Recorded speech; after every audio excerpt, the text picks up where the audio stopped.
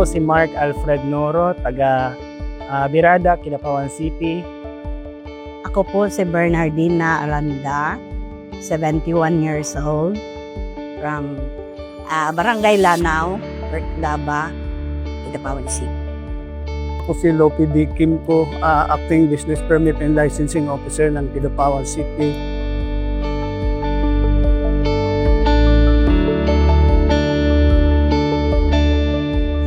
Sa umpisa, ang gamit pa namin noon ay manual, wala pa kaming system ng JCP. Actually, on the part sa BPLO, mahirap ang proseso kasi kailangan ng palipat-lipat yung mga kliyente para sa pagkuha ng mga documentary requirement. Dati po sir, yung pag-renew ng business permit, medyo kailangan mo pang pumunta dito sa office, sa LGU para kumuha ng mga requirements.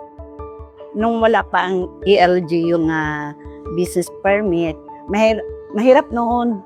Palipat-lipat kami ng mga department, office. No?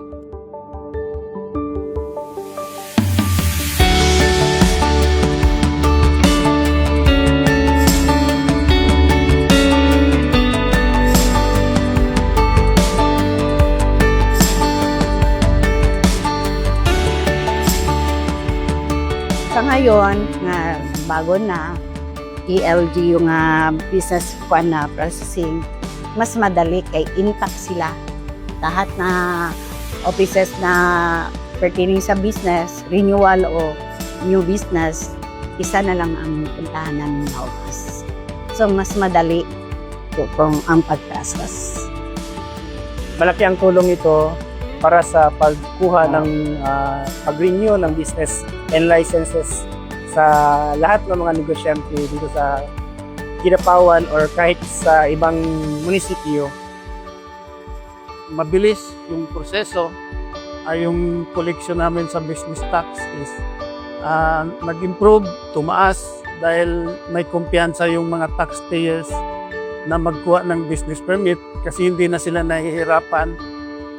At saka ang marami ding mga investor na pumapasok kasi alam nila na ang pagkuha ng business permit sa LGU is mabilis, madali, at saka pwede na sila online din kung gusto nila mag-apply ng online.